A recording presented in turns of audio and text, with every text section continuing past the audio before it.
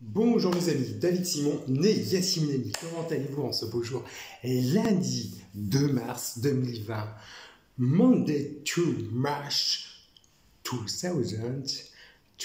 Comment allez-vous en ce beau jour, lundi 2 mars 2020? Vous avez passé un excellent week-end, d'excellentes vacances. Soyez le bienvenu dans tous les cas. Alors je fais un petit hommage, un coucou, un grand bonjour à ma fille Inès, voilà, qui rentre j'irai à rentrée scolaire. Et oui, lundi 2 mars 2020, rentrée scolaire des vacances de février. Je l'embrasse très très fort. Mon courage, mon bébé.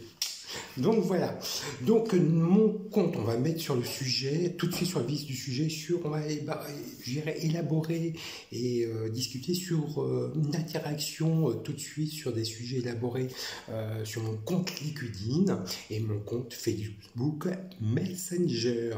On va plutôt, mettre une phrase, d'introduction. Objectivez-vous votre potentiel, vos connaissances et votre valeur ajoutée. Voilà, tout de suite dans le vif du sujet, mon compte LinkedIn est consulté par le secteur bancaire, Banque Populaire Grand Ouest, secteur financier Deutsche Bank, secteur assurance AXA. Alors pourquoi et pour quelles raisons? Alors je vais vous dire ça tout de suite. Pourquoi et pour quelles raisons? Simplement, j'étais agent mandataire chez AXA Assurance, attaché commercial chez Groupe Prévoir, une des forces vives et ma marque conseil, secteur financier, voilà.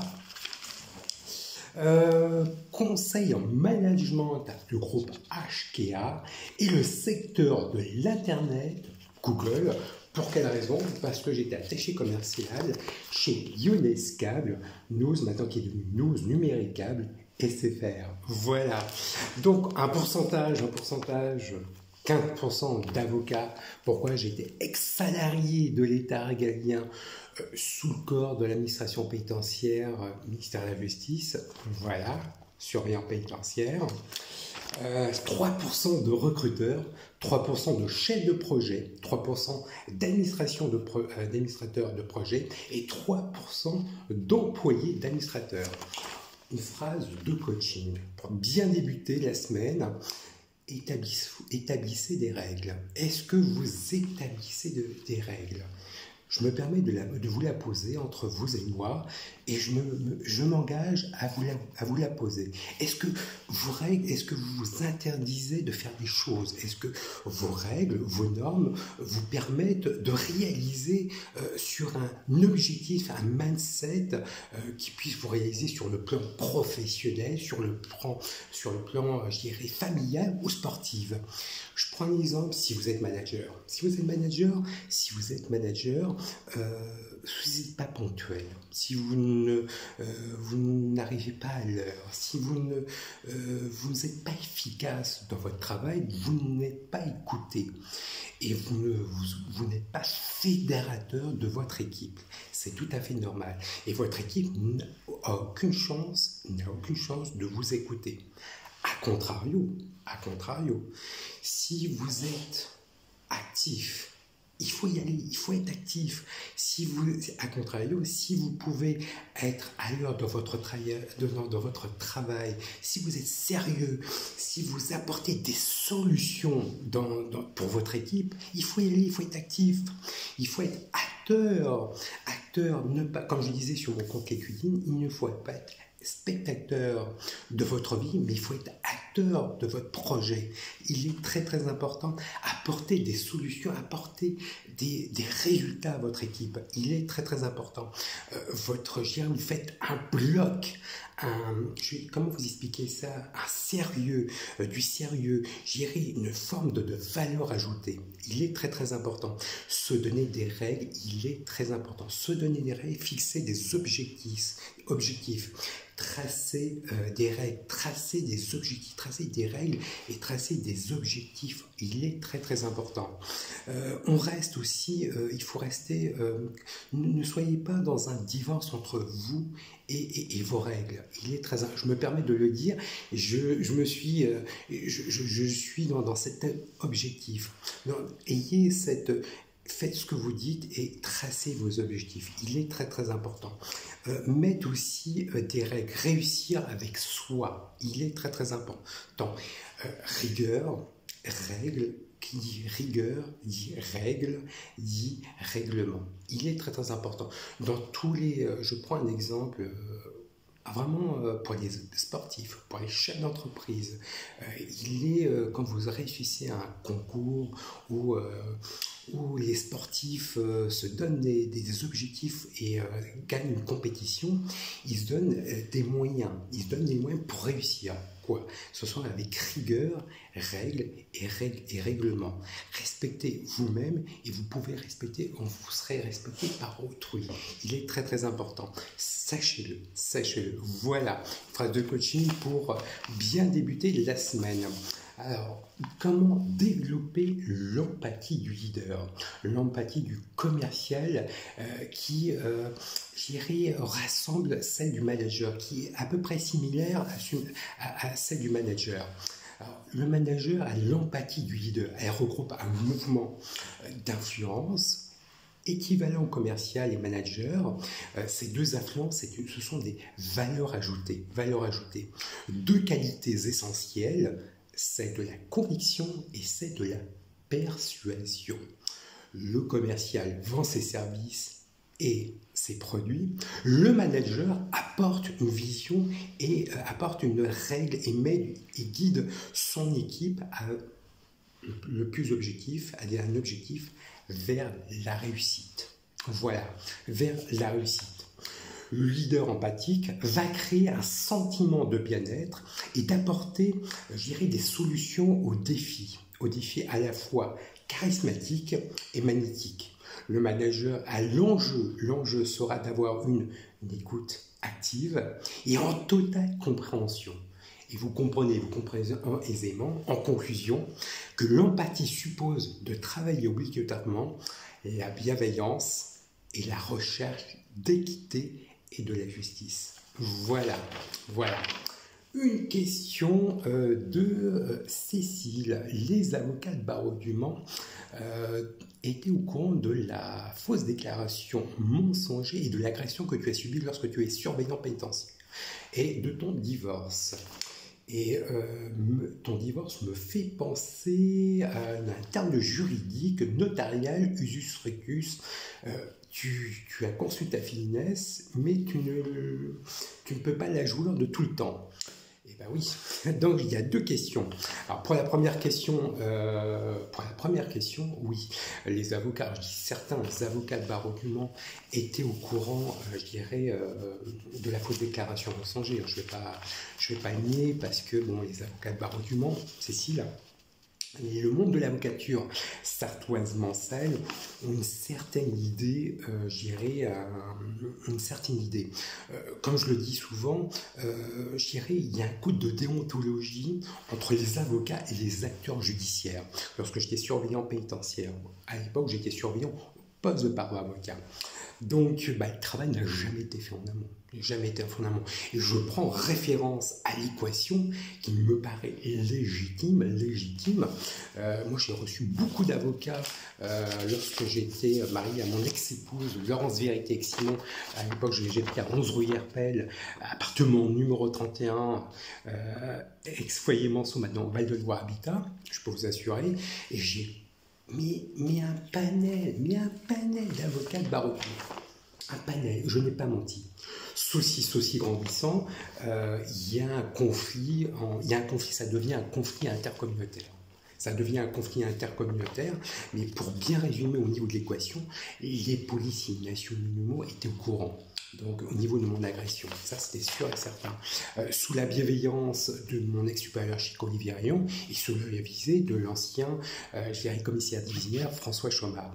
Policiers municipaux du Mans qui m'ont traité de branleur et mon ex-épouse connaissait certains policiers municipaux, donc il n'y a pas de souci. Plus avocat de barreau du Mans parce que certains avocats de barreau du Mans étaient au courant, ils n'ont rien fait pour en changer.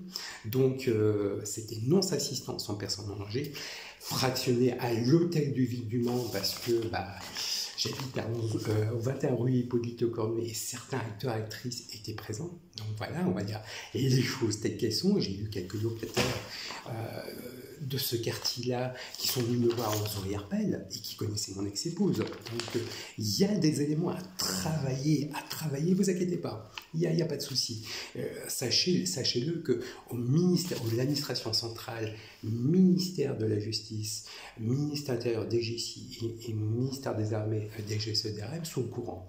Donc je n'ai rien à cacher. Encore une exigence de transparence et de moralisation. Il n'y a pas de souci. Et fractionner à l'hôtel du Mans et le démineur portant des services d'enseignement de la Sarthe. Voilà, de la Sarthe qui n'avait pas le dossier administratif et qui n'avait pas pris en compte, je dirais, ma convocation pour le concours que j'ai réussi, le concours de surveillant pénitentiaire sous le corps d'administration pénitentiaire, ministère de la Justice. Voilà.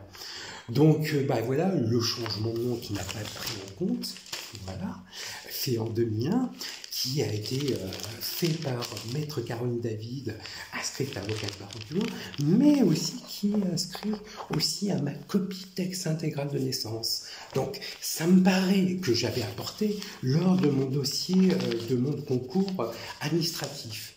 Donc, il est très très important. C'est pas faux, mais c'est vrai.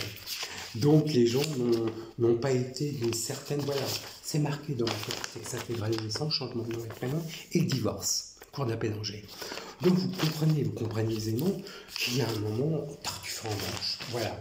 Donc il y a quand même eu un élément légal, un élément matériel.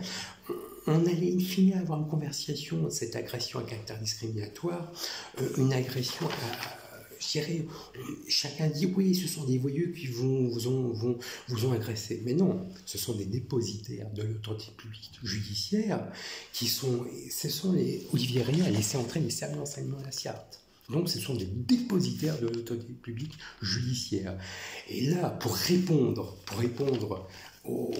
je dirais, pour répondre à ces questions et pour les valider, je vais à la plus haute juridiction de l'ordre judiciaire français, qui est la Cour de cassation. Donc moi j'ai eu une audition, je ne vous cache pas, j'ai eu une audition qui établit un classement éminemment légal, mais les faits ont daté de 10 ans. Donc, quand j'étais surveillant pénitentiaire, j'étais dépositaire de l'autorité publique judiciaire, donc surveillant pénitentiaire, stagiaire, voilà, je ne cache pas, stagiaire. Donc, voilà, c'est titulaire, et voilà, donc j'ai tout, le blouson, le pantalon, j'ai tout, le pantalon, et... les chaussures. Eh oui, j'ai usé. Donc j'ai beaucoup travaillé. Donc je peux vous assurer qu'il y a beaucoup de jalousie. Donc voilà, je vais à la Cour de cassation, qui est la plus haute juridiction de l'ordre judiciaire français, où elle prend des décisions en matière civile, pénale et commerciale. Donc, il y a beaucoup je dirais beaucoup de questions qu'on va y valider à la Cour de cassation. Donc, voilà, je prends quand même des précautions oratoires et je ne cacherai pas, je n'ai pas eu, j'avais tendu une main tendue aux avocats de barreau du Mans, vraiment une main tendue aux avocats de barreau du Mans.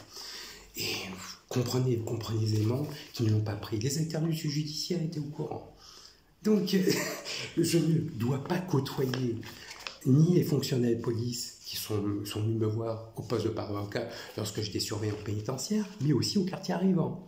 Ni les magistrats, ni les avocats, ni les huissiers, je dirais ni les conseillers d'insertion et probation, ni à GSI, rien. Pourquoi? Parce que je vais au pouvoir en cassation. Voilà. Ni plus ni moins. Ni le pôle emploi pénitentiaire, ni la mission locale, ni les directeurs interrégionales.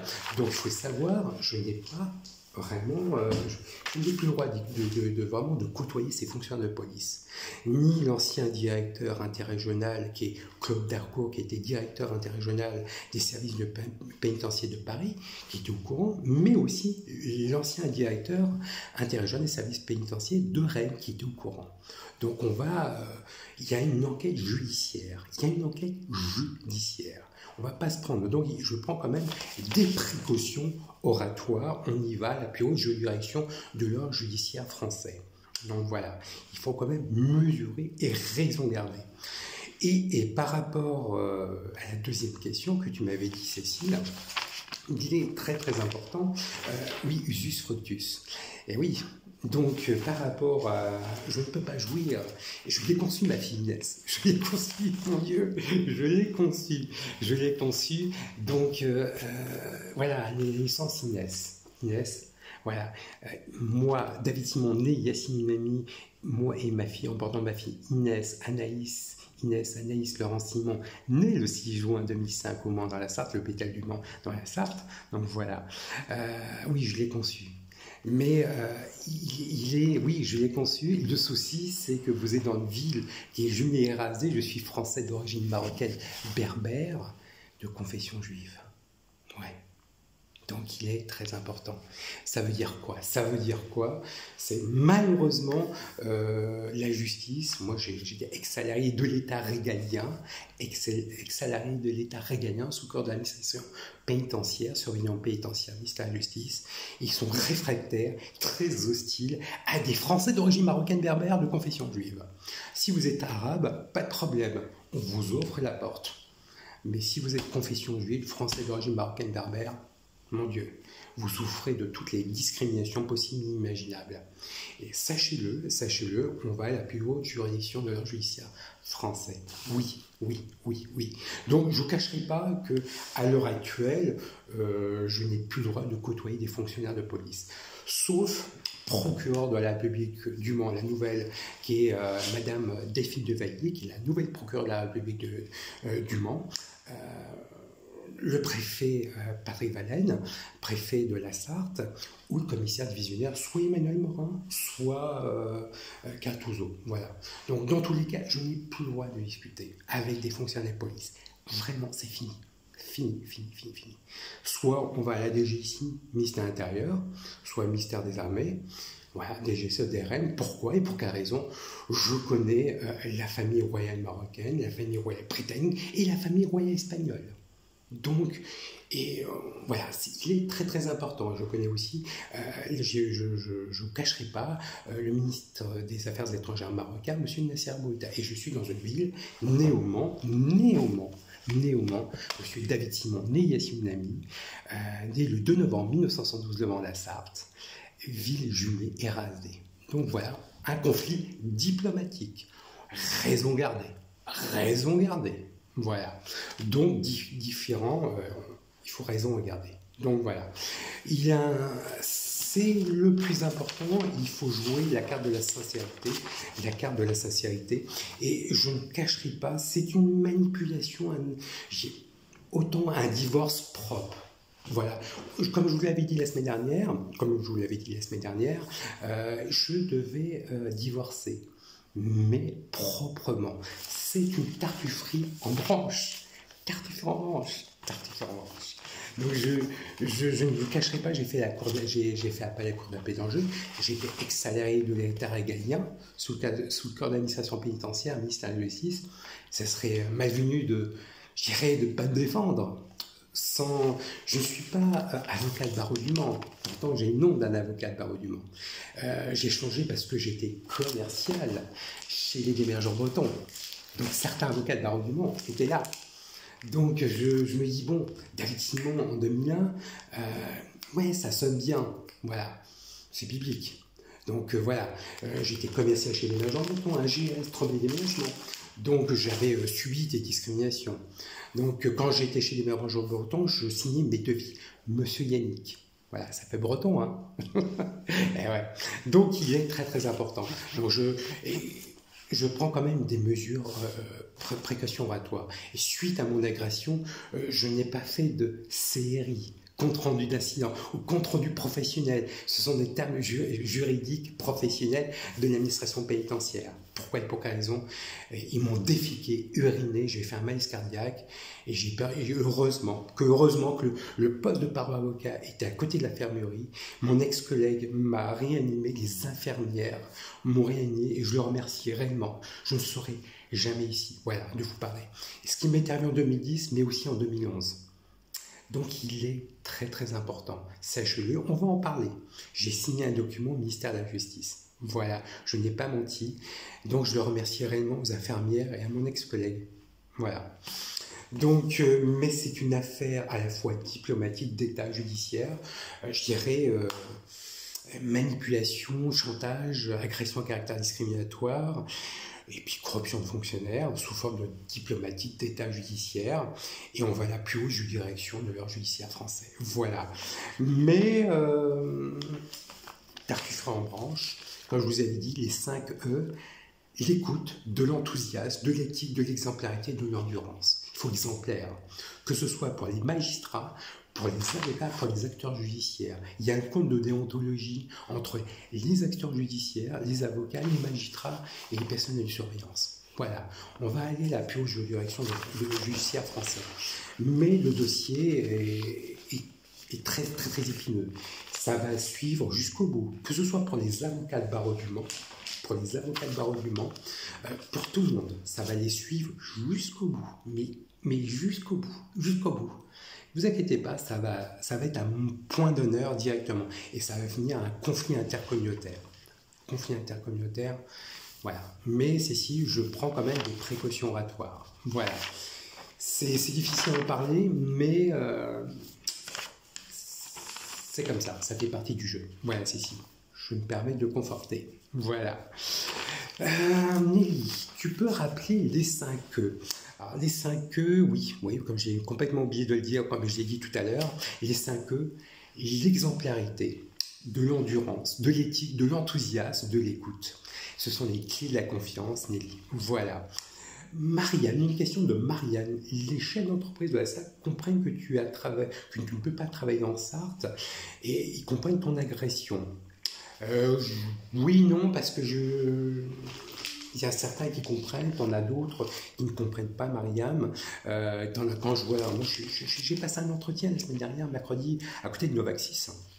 Qui est reçu à côté de Covea, MMA, AXA. Voilà. J'ai passé un entretien dans une grande entreprise pour un poste de fonction, de fonction support. Bon, pour des raisons.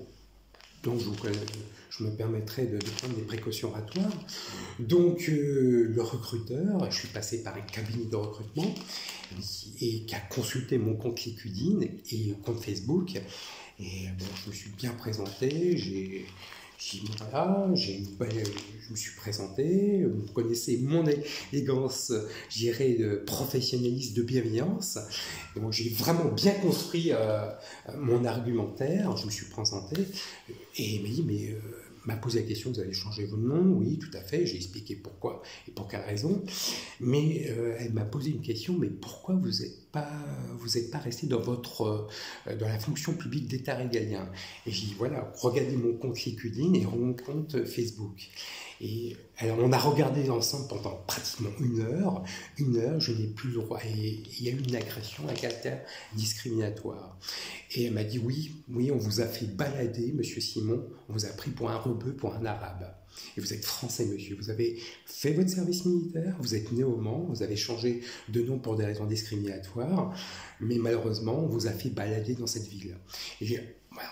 En finalité, j'ai un autre entretien sur Paris. Voilà, cette semaine. Voilà. Mais il y a certains chefs d'entreprise qui sont connus, qui vont au Maroc et qui disent, mais voilà, qu'est-ce qui se passe pour monsieur David Simonet et Yassine Ami. Malheureusement, il est... voilà, moi je ne vous cache pas, je le dis, potentiellement, concrètement.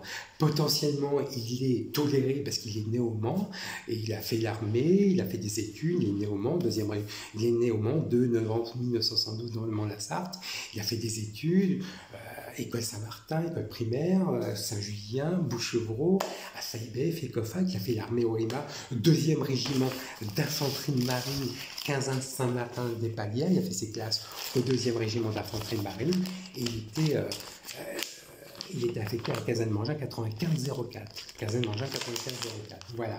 J'appartiens au 2e régiment d'infanterie de marine. Ça, c'est sûr et certain. Voilà. Mais concrètement, je ne suis pas accepté parce que la ville des Jumets est rasée. Voilà. Donc, on m'a fait passer pour un voyou, pour un arabe, et c'est contre-productif.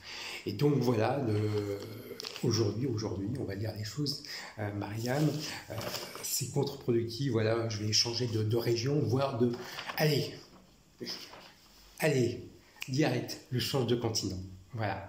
Donc, il faut partir, vraiment partir. Et j'ai essayé de faire comprendre à mon ex-épouse et à ma fille Inès que bon, on ne peut pas vivre de cette façon-là. Voilà. Voilà.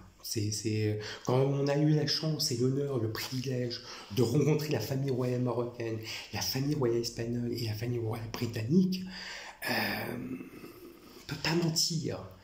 Je dois partir, voilà, je dois partir. Ils savent, j'ai fait travailler, c'est pour ça que je pense que l'exigence de transparence et de moralisation me permet de dire, il y a un code de déontologie, mais aussi de rigueur en expliquant que le fait que j'ai collaboré, fait travailler le ministère et collaboré avec le ministère intérieur, DGIC, le ministère des DGSE, services extérieurs et services intérieurs, pour rencontrer la famille royale marocaine, la famille royale britannique et la famille royale espagnole, n'est pas anodin le fait de mon agression et que je n'ai pas fait travailler et que je n'ai pas prévenu l'hôtel de ville du Mans et les services d'enseignement de la Sarthe. Voilà, ce n'est pas anodin. Donc oui, ils sont courants et qu'il faudrait clarifier les choses à la plus haute juridiction de l'ordre judiciaire français qui est la Cour de cassation. Voilà. Mais si ça peut... te conforter, Marianne. Voilà. Alors je vous avais dit la semaine dernière que j'allais noter quelques définitions, donc je les ai dit sur le bout de la langue de Bertrand Perrier, le petit zire de mots justes, dont je vous avais dit les éloges. Bertrand Perrier est un avocat au Conseil d'État et à la Cour de cassation, et il enseigne l'art oratoire à Sciences Po et à HEC, et a participé à un film à voix haute, et il contribue à la formation des participants au programme éloquentiel qui désigne chaque année le meilleur orateur de la Seine-Saint-Denis. Voilà. Donc, usurpation, prescription d'acquisition. Intuitive personae est une locution latine en fonction de la personne. Chirographaire en droit français, créancier simple. Voilà. Réintégrante, action, possession qui consiste à rendre à une personne. Anticrèse, contrat par lequel débiteur a son créancier.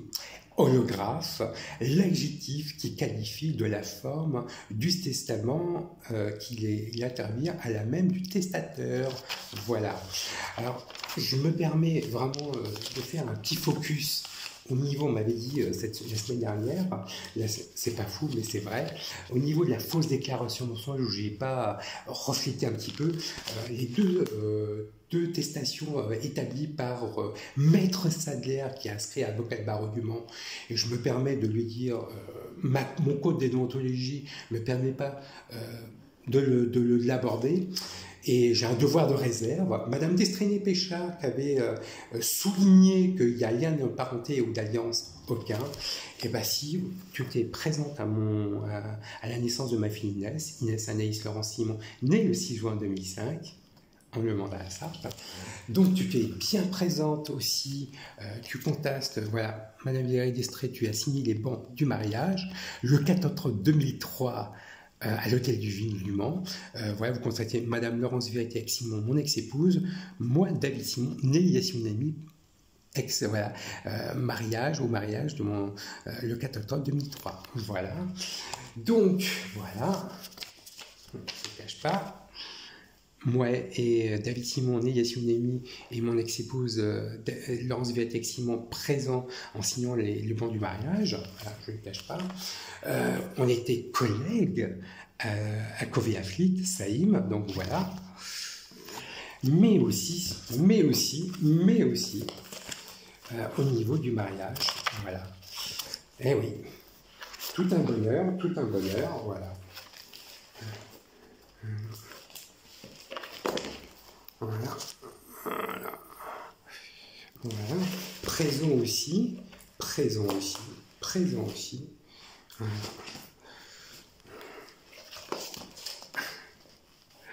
Eh oui, au mat de feu à l'auberge des mats de feu, le 4 octobre 2003. Voilà. Donc c'était pour signaler que ce sont deux condamnations, deux estatations condamnables en justice. En plus, il y a le sceau du ministère de la Justice. Moi, j'étais ex-salarié de l'État régalien, ex-fonctionnaire de justice sous le corps d'administration pénitentiaire, ministère de la Justice. C'est un peu, voilà, ils sentent qu'ils ne sont pas respectés. Hein. Moi, je sais pas. Hein. Donc voilà, alors sachant, moi je ne l'invente pas, sachant que l'attestation est utilisée en justice et connaissance prise des dispositions de l'article 441-7 du Code pénal réprimant de l'établissement d'attestation faisant état de ce fait matériellement inexact, est vraiment puni d'1 an d'emprisonnement et de 15 000 € d'amende le fait d'établir une attestation ou un certificat faisant état de fait matériellement inexact. Je ne l'invente pas. C'est inscrit dans le code pénal. Donc, dans tous les cas, ça fait jurisprudence. Et pour conclure, il faudra bien conclure, je vais citer une petite citation, d'Antoine Saint-Exupéry, qui était écrivain français du XXe siècle, dont les ouvrages Le Petit Prince et Les Terres des Hommes. Aimer et ensemble. Aimer, ce n'est pas se regarder l'un l'autre, mais c'est regarder ensemble dans la même direction. Dans tous les cas, je vous remercie de cette bienveillance, de cette écoute, de cette sollicitude. Dans tous les cas, j'ai qu'à vous souhaiter un très bon lundi, une très belle rentrée, une très belle semaine. Dans tous les cas, soyez optimistes et soyez à l'écoute et pragmatique à toute opportunité. Je vous embrasse, à très bientôt.